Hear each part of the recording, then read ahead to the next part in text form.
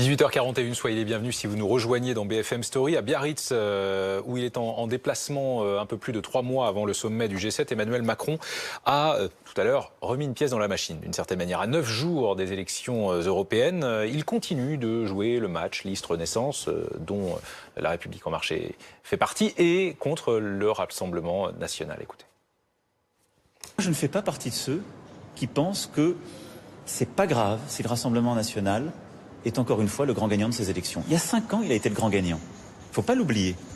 Et nous n'avons pas offert au reste de l'Europe le plus beau des visages à cet égard. Ils sont là, ce sont les sortants. Qu'ont fait les sortants? Ils ont voté contre tous les projets que la France a défendus en Europe, y compris pour nous protéger. Sur tout un tas de sujets, leur bilan est une catastrophe pour le pays et pour l'Europe. Donc je considère que c'est mon devoir, de là où je suis, simplement d'appeler nos concitoyens à regarder le sujet tel qu'il est, à regarder ce qu'a fait ce mouvement politique en Europe. On a plus parlé de lui pour des affaires d'assistants que pour des réussites politiques. On en parle avec Camille Anglade, chef du service politique de BFM TV, Bruno Jeudi, éditorialiste politique, BFM TV, Yann Le Bihan, bonsoir. Bonsoir. Bienvenue également, vous êtes numéro 7 de la liste Alliance jaune aux européennes, la liste de Francis Lalanne, et puis Thierry Fabre, rédacteur en chef à Challenge. Le président de la République, Camille, continue de dérouler sa stratégie en fait. Ah oui, mais à chaque fois, avec un cran de plus, je trouve, dans l'attaque aux adversaires. Il essaie de poursuivre sa conversion personnelle, donc de ne pas être méprisant avec les Français, mais avec les adversaires clairement identifiés. Là, il y va, on peut dire, au bazooka quand même. Il critique le bilan du RN au Parlement européen, ce que n'a pas encore vraiment fait, en tout cas de cette manière-là, Nathalie Loiseau, la candidate de La République En Marche. On avait presque envie d'entendre ça dans la bouche de Nathalie Loiseau quand elle était face à Jordan Bardella il y a quelques jours sur BFM TV. Et puis les gilets jaunes aussi, parce que c'est toujours ce caillou dans la chaussure. Eh bien, il y va au risque de remettre une pièce dans la machine, c'est vrai.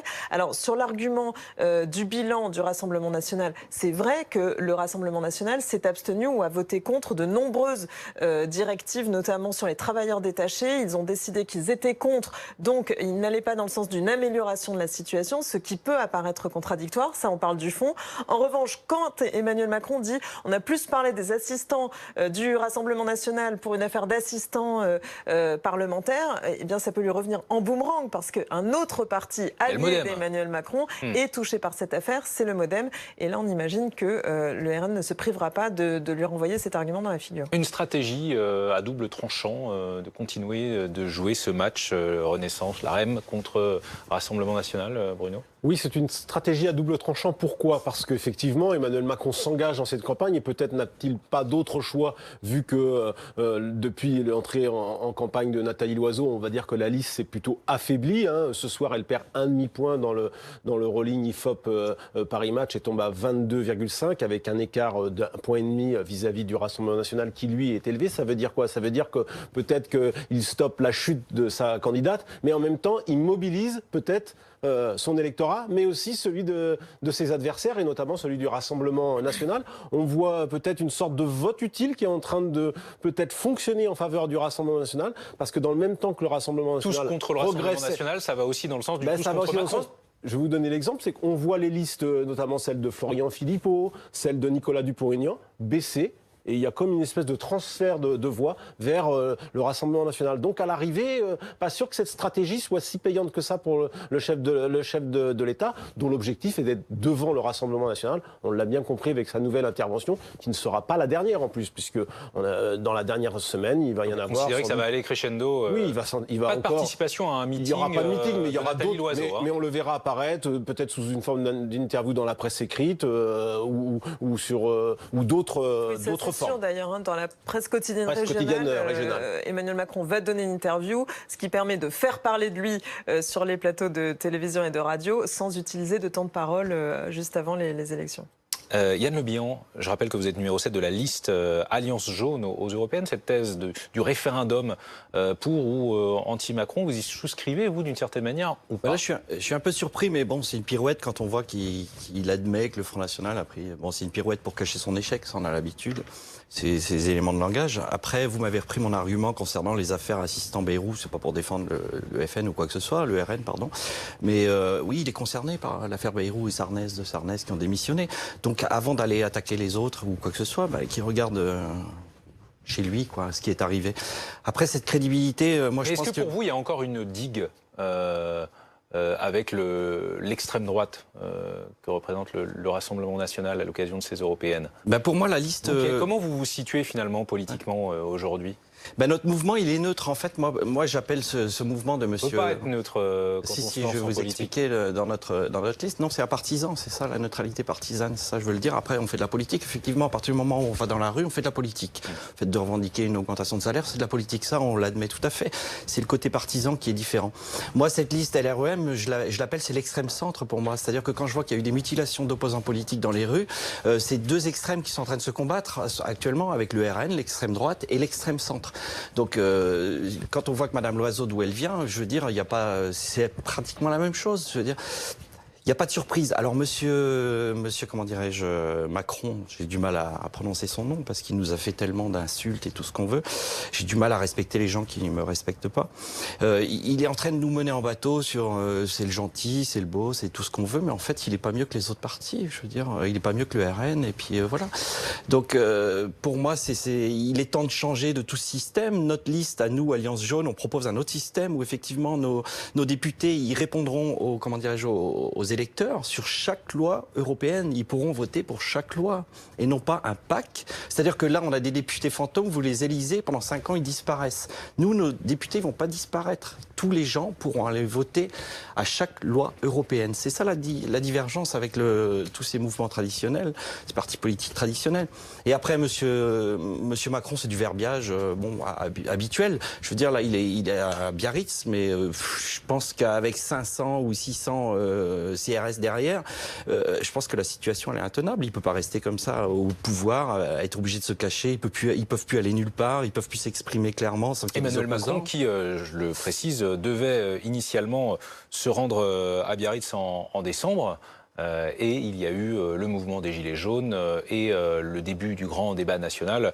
C'est donc pour cela qu'il avait reporté ce déplacement à Biarritz. Nous sommes à un peu plus de 3 mois du sommet du G7 qui s'y tiendra, du 24 au 26 août. Emmanuel Macron qui a lancé un appel contre ce qu'il appelle la catastrophe Rassemblement national pour le pays et pour l'Europe. Voilà l'attaque du président de la République. Et puis il a lancé aussi un appel au calme, aux Gilets jaunes. Réécoutons ce que disait le chef de l'État il y a peu.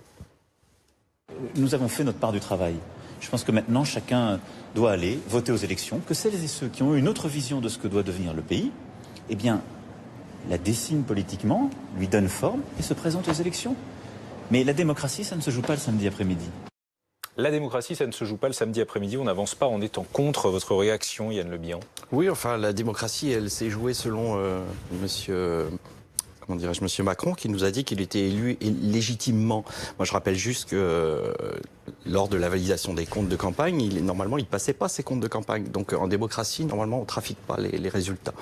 Donc, il les a trafiqués, les résultats. Je vais vous dire pourquoi. Toutes ces fameuses manifestations qu'il avait organisées qui n'étaient pas autorisées, où il avait eu des ristournes et tout ça, ça a été fait bizarrement. Ça a été validé par le président de la Cour des comptes de campagne. Et une semaine après, il avait une augmentation de 40%. Là, si ça a été validé, on peut considérer que non, mais il y a une légitimité d'Emmanuel Macron. Oui, enfin, la personne qui a validé a une augmentation de 40% sur son salaire une semaine après. Sur les appels au calme, d'abord, est-ce que vous manifesterez, vous, demain? Demain, oui. Il y a la manif Monsanto. Après, la France en colère, elle est sur Agen. Donc moi, je ne pourrais pas y aller parce qu'on a des obligations ici par rapport à la L'esprit Gilets jaunes infuse dans la société. Il n'y a plus forcément que des manifestations Gilets jaunes. Il y a la participation de Gilets jaunes dans les manifestations pour le climat, contre Monsanto, ce genre de choses. C'est ce que vous nous dites, en fait. Après, je pense que le nombre n'est pas important. En fait. Le nombre de manifestants, c'est pas ça qui est important. Je pense que c'est l'état d'esprit qui perdure du 17 novembre. Est-ce que vous pouvez pas en avoir plus? Dites ça. Non, du tout, parce qu'il y a beaucoup de gens qui sont chez eux et qui restent gilets jaunes malgré tout. Après, nous, on a la chance d'être sur Paris où il y avait les grandes manifestations, effectivement. Mais les gens qui viennent de province sur les grandes manifestations de Paris, ça a un coût. Ce sont des salariés, ça a un coût. Je veux dire, à chaque fois, il faut prendre le train. Pour certains, ils restent à l'hôtel. Ils arrivent la veille ou le lendemain, ils repartent. Donc, c'est un coût. Donc, c'est logique que ce soit pas mobilisé tous les samedis. Après, il y a des grands événements. Nous sommes 6 mois après le début du mouvement des Gilets jaunes. Voyons quand même avec vous, Loïc Besson, de la rédaction de BFM TV, ce qu'ont obtenu soutenu les Gilets jaunes. Ça s'est fait en 2 fois, on le rappelle. Oui, on va d'abord voir les mesures qui ont été annoncées le 10 décembre dernier, en pleine crise des Gilets jaunes. Emmanuel Macron revient sur des mesures qu'il avait lui-même mises en place. À commencer par la hausse des taxes sur le carburant, elle est annulée. Même chose pour le durcissement des contrôles techniques. Annulation également de la hausse de la CSG pour les retraités qui touchent moins de 2 000 € par mois. Des mesures également en faveur des travailleurs pour que le travail paye plus, c'est ce qu'ils demandent. Résultat, Emmanuel Macron annonce une hausse de 100 € pour tous ceux qui touchent le SMIC, le retour également des heures supplémentaires défiscalisées, la défiscalisation également d'une prime exceptionnelle de fin d'année. Elle a profité à 5,5 millions de salariés pour un montant moyen de 400 €. L'autre série de mesures a été annoncée il y a à peine un mois. La baisse d'abord de l'impôt sur le revenu, 300 € de moins en moyenne pour 95% des contribuables. C'est en tout cas ce que promet Bercy, les actifs donc, mais également les retraités avec une réindexation des retraites sur l'inflation et des pensions minimales relevées à 1 000 € par mois contre 637 aujourd'hui. Des annonces également sur le plan institutionnel, l'instauration d'une dose de proportionnelle aux législatives. Emmanuel Macron l'a annoncé le mois dernier, et des parlementaires qui devraient être moins nombreux, entre 1/4 et 1/3 de sièges en moins dans les 2 chambres.